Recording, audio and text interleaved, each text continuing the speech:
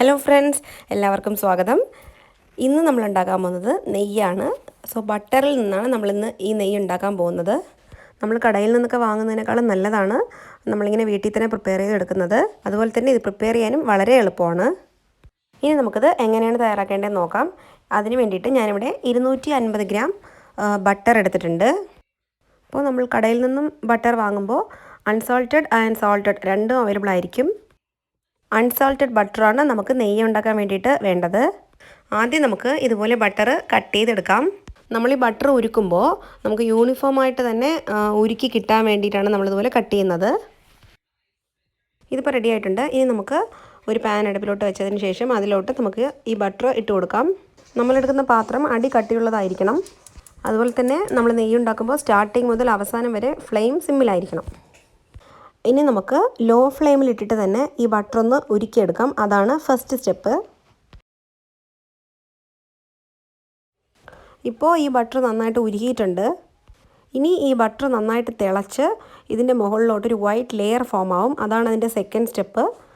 ഈ white layer milk solids ആണ്.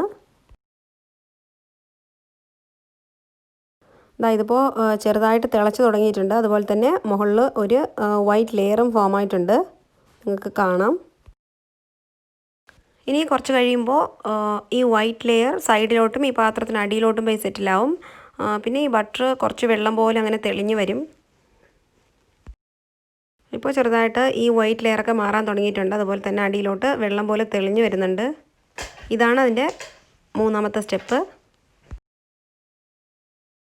ഇനി ഇത് നന്നായിട്ട് തിളച്ചിട്ട് മുകളിലോട്ട് വലിയ വലിയ ബബിൾസ് ആയിട്ട് വരും. അതാണ് അതിൻ്റെ നാലാമത്തെ സ്റ്റെപ്പ്. തീ സിമ്മിലായിരിക്കണം. അതുപോലെ തന്നെ നമ്മളിനി കെയർഫുള്ളായിട്ടിരിക്കണം. ഇപ്പോൾ വലിയ വലിയ ബബിൾസ് വന്ന് തുടങ്ങിയിട്ടുണ്ട്. ഇപ്പോൾ ഫുള്ളായിട്ടും വലിയ വലിയ ബബിൾസ് വന്നിട്ടുണ്ട്. ഇനി ഈ വലിയ ബബിൾസൊക്കെ ചെറുതായിട്ട് മാറും. ബബിൾസ് ചെറുതായിട്ട് മാറിയതിന് ശേഷം സോപ്പ് പത പോലത്തൊരു ലെയർ ഇതിൻ്റെ മുകളിലോട്ട് പൊങ്ങി വരും.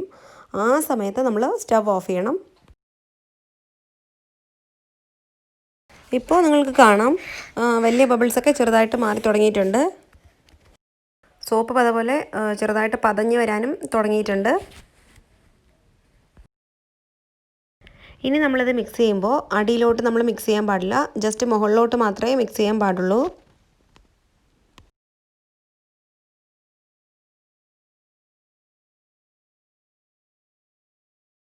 നിങ്ങൾക്കിപ്പോൾ കാണാം ഇതിപ്പോൾ നന്നായിട്ട് പതഞ്ഞ് പൊങ്ങി വരാൻ തുടങ്ങിയിട്ടുണ്ട്. അതുപോലെ തന്നെ ഇതിൻ്റെ അടിയിൽ ചെറുതായിട്ട് തേനിൻ്റെ കളറും ആവാൻ തുടങ്ങിയിട്ടുണ്ട്.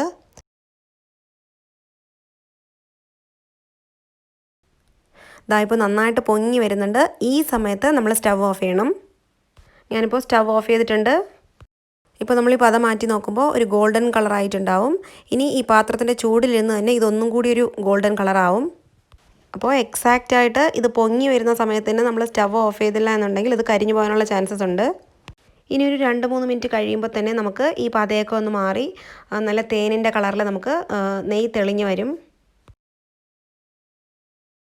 ഇപ്പോൾ ഒരു 5 മിനിറ്റിന് ശേഷം നമുക്ക് ഈ പതയൊക്കെ ഒന്ന് മാറി നെയ്യ് നല്ലൊരു ഗോൾഡൻ കളറിൽ തേനിൻ്റെ കളറിൽ വന്നിട്ടുണ്ട്.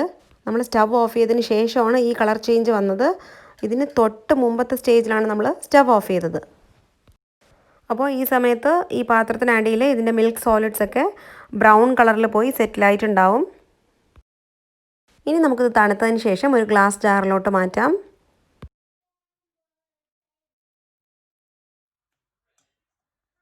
ഇതിപ്പോൾ ചൂടൊക്കെ മാറി നന്നായിട്ട് തണുത്തിട്ടുണ്ട്. എക്സാക്റ്റായിട്ട് നമുക്ക് ഹണിയുടെ കളറിൽ തന്നെ വന്നിട്ടുണ്ട്. ഇനി നമുക്കിത് ഒരു ഗ്ലാസ് ജാറിലോട്ട് ഫിൽറ്റർ ചെയ്ത് ഒഴിക്കാം. നല്ലൊരു മണം വരുന്നുണ്ട് നമുക്കിപ്പോൾ. ഇനി ഒരു 5-6 മണിക്കൂർ കഴിയുമ്പോൾ ഇത് നന്നായിട്ട് തിക്കാവും. നമുക്ക് നമ്മുടെ പ്യുവറായിട്ടുള്ള ഹോം മെയ്ഡ് ഗീ റെഡിയാവും. ഇപ്പോൾ അടുത്ത ദിവസം ഞാൻ നോക്കിയപ്പോൾ നമ്മുടെ നെയ്യ് നല്ല അടിപൊളിയായിട്ട് റെഡി ആയിട്ടുണ്ട്. നല്ല മണൽത്തരി പോലത്തെ കൺസിസ്റ്റൻസിയിൽ നല്ല തിക്കായിട്ട് വന്നിട്ടുണ്ട്. നല്ലൊരു മണവും വരുന്നുണ്ട്.